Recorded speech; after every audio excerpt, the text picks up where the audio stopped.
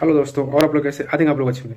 तो गाइज, आज फिर मैं एक नया वीडियो लेके आया हूँ। इस वीडियो में आज हम डिस्कस करेंगे आईएसओ आईसी 17025/2017 का क्लॉज नंबर 7, जो है प्रोसेस रिक्वायरमेंट। इसमें सब क्लॉज है 7.5 टेक्निकल रिकॉर्ड्स। आज हम इस वीडियो में टेक्निकल रिकॉर्ड्स के बारे में पूरी अच्छी तरीके से डिस्कस करेंगे। सब क्लॉज है हमारा 7.5 टेक्निकल रिकॉर्ड्स।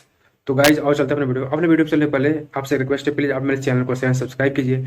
और अगर आपका कोई क्वेश्चन है तो प्लीज़ आप मुझे नीचे कमेंट बॉक्स में कमेंट कीजिए। तो गाइज, और अगर आप चाहते हो कि मैं किसी और टॉपिक पे वीडियो बनाऊँ तो प्लीज़ आप मुझे उस टॉपिक का नाम कमेंट करो। तो मेरा नेक्स्ट आने वाला वीडियो उसी टॉपिक पे होगा। तो गाइज, चलते हैं अपने वीडियो पे। तो दोस्तों, ISO 17025/2017 का 13 पार्ट स्टार्ट करते हैं। आज का हमारा टॉपिक है 7.5 टेक्निकल रिकॉर्ड्स। तो दोस्तों, सबसे पहले हम जानते हैं कि टेक्निकल रिकॉर्ड्स होता क्या है। आज हम डिस्कस करते हैं इसके बारे में।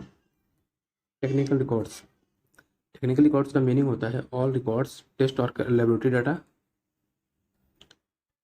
Reports and other information. Laboratory के पास टेस्टिंग से रिलेटेड जितने भी प्रकार के रिपोर्ट्स या डेटा हैं, रिपोर्ट्स जो हम कस्टमर को जनरेट करके देते हैं, इस तरह के जितने भी रिकॉर्ड्स हैं उसको हम टेक्निकल रिकॉर्ड्स के रूप में जानते हैं। तो दोस्तों, हमारा नेक्स्ट सब क्लॉज है 7.5.1।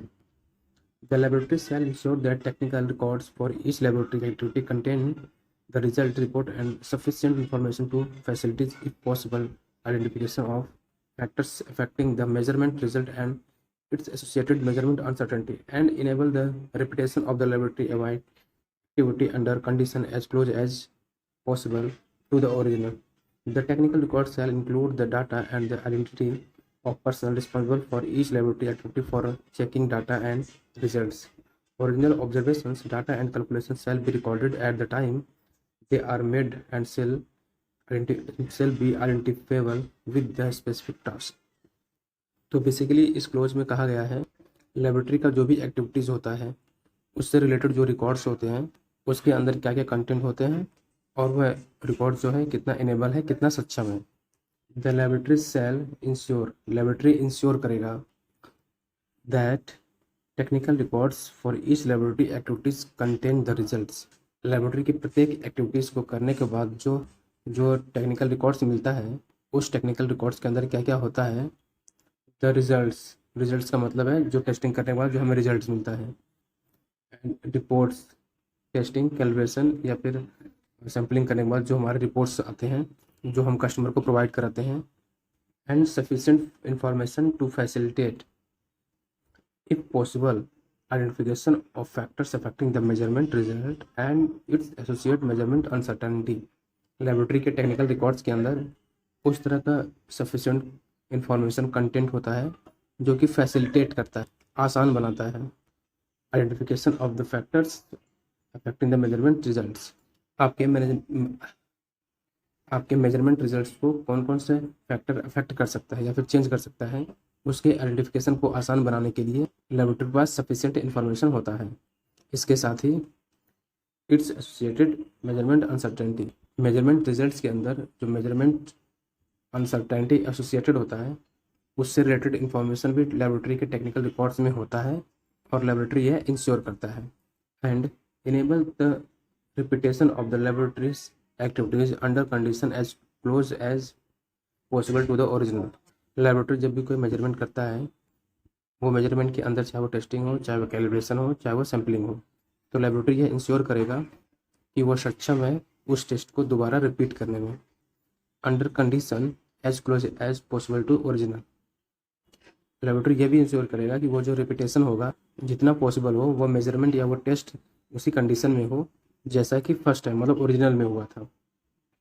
The technical records shall include the data and the identity of personnel responsible for each laboratory activities and for checking data and results।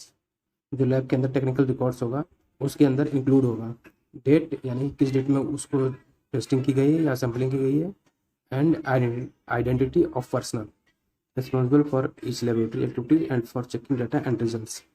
Technical records में डेट के अलावा उस पर्सन का भी नाम रहेगा जिसने उस टेस्ट को परफॉर्म किया है, जिस पर्सन ने उस डेटा या रिजल्ट्स को चेक किया है और जिस पर्सन ने उस डेटा या रिजल्ट्स को या फिर टेस्टिंग किया है, उन सबका रिकॉर्ड्स होगा।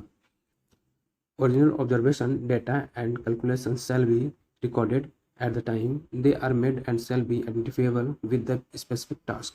ओरिजिनल ऑब्जर्वेशन यानी कि जब हम मेजरमेंट करते हैं ठीक उसी टाइम का ऑब्जर्वेशन डाटा, मेजरमेंट से रिलेटेड सारे डाटा और कैलकुलेशंस, मेजरमेंट्स को करने के बाद अगर हमें कैलकुलेशन की ज़रूरत पड़ती है तो उस टेस्ट को जिस समय किया जाएगा उसी समय हमें रिकॉर्ड्स को मेंटेन करना होगा। जब हम और जो ऑब्जर्वेशन कर रहे होंगे या टेस्टिंग कर रहे होंगे उस समय हमें ऑब्जर्वेशन से या टेस्टिंग से रिलेटेड सारे डाटा रिकॉर्ड्स या मेंटेन करने होंगे। उस टेस्टिंग से जो हमें डाटा मिलेगा, रिजल्ट मिलेगा, उसी समय हम रिकॉर्ड्स को बनाएंगे और जब हम कैलकुलेशन करेंगे तो कैलकुलेशन के समय रिकॉर्ड्स को हम उसी समय बनाएंगे। And shall be identifiable with the specific task, और सभी रिकॉर्ड्स को हम स्पेसिफिक टास्क के साथ आइडेंटिफाइबल करके रखेंगे। आइडेंटिफाइबल का मतलब होता है कि पहचानने योग्य, ताकि हमें ज़रूरत पड़ने पे हम वो डाटा या रिकॉर्ड्स को ज़रूरत पड़ने पे हमें मिल सके। नेक्स्ट हमारा सब क्लोज है 7.5.2 the laboratory shall ensure that amendments to technical records can be track to previous version or to original observation. Both the original and amendment data and files shall be retained, including the data of alternation and indication of the altered aspects and the personnel responsible for the alternation. The laboratory shall ensure, laboratory यह ensure करेगा अगर technical records के अंदर कोई amendment किया जा रहा है तो अमेंडमेंट्स इस तरह से किया जाएगा जिससे कि उसका प्रीवियस वर्जन या फिर ओरिजिनल ऑब्जर्वेशन उसको ट्रैक किया जा सके। एग्जाम्पल के लिए अगर आपने कोई ऑब्जर्वेशन लिया है और बाद में किसी रीज़न से आपको उस ऑब्जर्वेशन में चेंज करना पड़ रहा है तो उसमें चेंज करने से पहले जो हमारा ओरिजिनल रिकॉर्ड्स है उसका रेफरेंस वहाँ पे मेंशन रहेगा। तो अमेंडमेंट्स आपको इस तरीके से करना है, जो पुराना वर्जन है, पुराने वर्जन में क्या था उसको आप बाद में भी ज़रूरत पड़ने पर ट्रैक कर सके। Both the original data, both the original and amendment data and files shall be retained including the date of alternation. Daily तरह का जो डॉक्यूमेंट्स है, चाहे वो ओरिजिनल डॉक्यूमेंट्स हो या फिर अमेंडमेंट के बाद जो आपके पास डॉक्यूमेंट्स होता है, दोनों को आपको रिटेन करके रखना है। अमेंडमेंट करने के बाद जो आपका पुराना रिकॉर्ड्स है उसको भी आपको मेंटेन करके रखना है और अमेंडमेंट्स के बाद जो डाटा है उसको भी आपको मेंटेन करके रखना है, including the date of alteration, और किस डेट में आपने अल्टरेशन किया है, किस डेट में आपने अमेंडमेंट किया है, उस डेट को भी आपको मेंशन करने हैं। And indication of the Altered aspects and the personal responsible for the alteration. आपने टेक्निकल रिकॉर्ड्स को किस पोजीशन में चेंज किया है, किस पोजीशन को अमेंड किया है, किस पोजीशन में बदलाव किया है, उसका क्या एस्पेक्ट्स है, उसको आपको इंडिकेट करना है रिकॉर्ड्स के अंदर, कि बाद में भी आपको पता रहे कि इस टेक्निकल रिकॉर्ड्स के अंदर कौन कौन सा पार्ट्स है, कौन कौन सा डेटा है जिसको आपने चेंज किया है। And the personal responsible for the alteration, और किस पर्सन ने उस अल्टरेशन को किया है, मतलब कौन से मेंबर ने उस डाटा को अमेंडमेंट किया है और उसका रिस्पॉन्सिबल है, उसका भी रिकॉर्ड आपको टेक्निकल रिकॉर्ड्स में मेंटेन करके रखना है।